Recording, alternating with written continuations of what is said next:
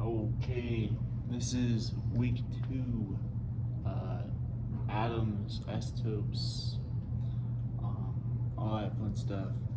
So, atoms are pretty neat little things. I'm not talking about your uncle that you see once a year in Thanksgiving who's really sarcastic. We're talking about atoms with a T. Atoms are the fundamental parts of everything, and basically you can break anything down into basically an atom. But atoms are pretty tiny. There's millions everywhere, and we know what they look like from how they operate and how we've seen them work. So atoms are pretty cool. Atoms are built. The nucleus. Use a marker that's a little better. There we go. The nucleus, a circle. They have protons and neutrons in them. Protons just have a positive charge, and neutrons have a neutral charge. We'll do a sodium atom, which is 11 neutrons, protons, and electrons.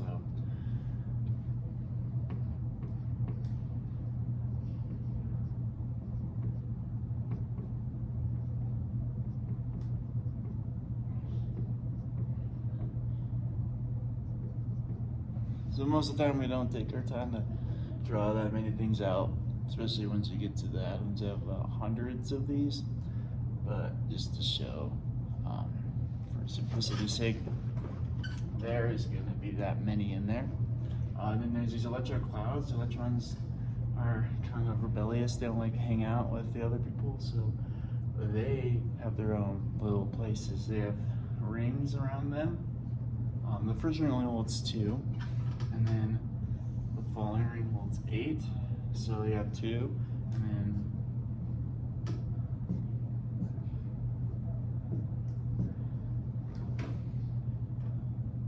so now you have 6, so 8, 10 electrons. But because it's sodium, we have 1 just hanging out right here, and that is a sodium atom in its entirety.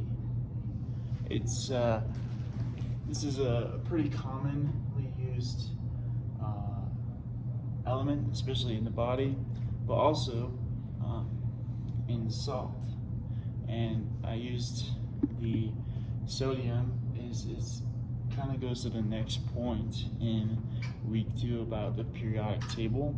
The periodic table is really helpful once you know how it works, and is organized by the valence electrons. That means the ones in the outer ring. So sodium's in the first column, meaning there's 1 in the outer ring, and as you go down it, it will tell you how many valence electrons are in it.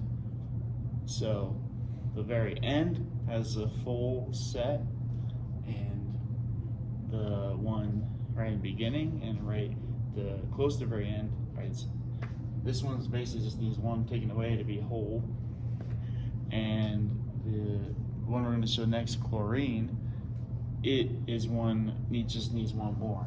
So because of that, these are pretty reactive because they have this tendency to want to be balanced. That's kind of how life is. You kind of see going through life that gravity thinks they want things to be balanced. They want things to be steady and stable. And this right now is not very stable. There's this guy just wanted to go wherever he wants. There's nothing really holding him there. And that's when chlorine comes. Chlorine has hold this away. It has 17. So if you draw this circle, there's 17 protons, neutrons in here. There's 2.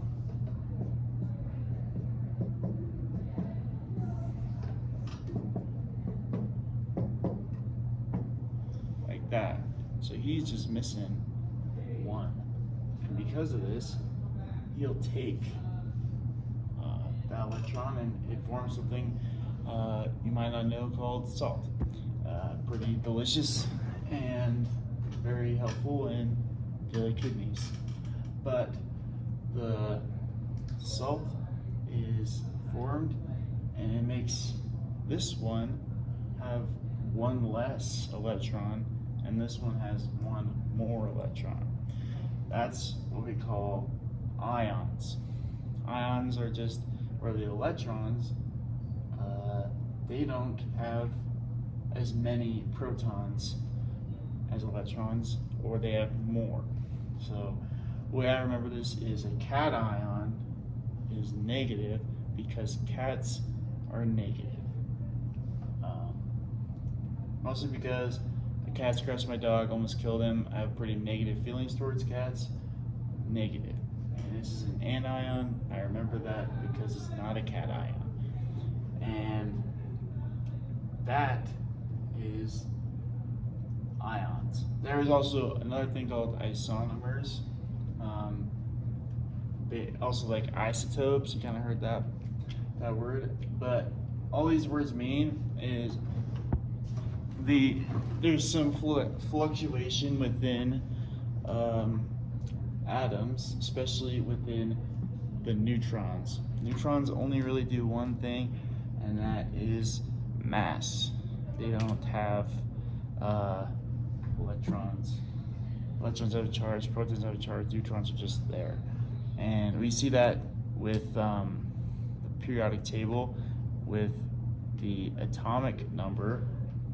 It shows like it's mass, and electrons don't have mass, and so it's all neutrons.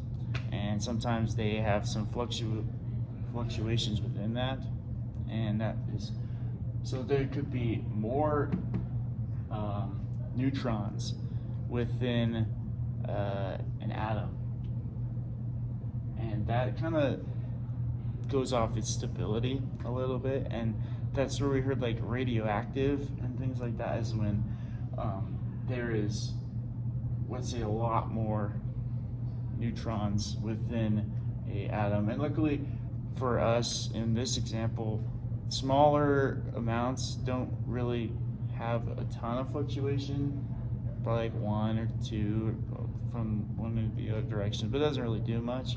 But when it comes to like larger atoms, it has a little more change, as well as it changes its kind of ability.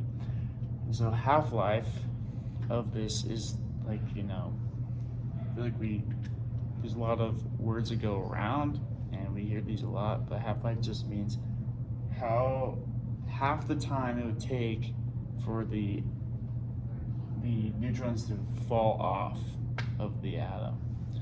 And so if we know the half-life, the full life is just double that.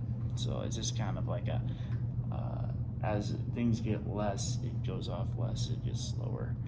And that's isomers, ions, and atoms, as well as the periodic table.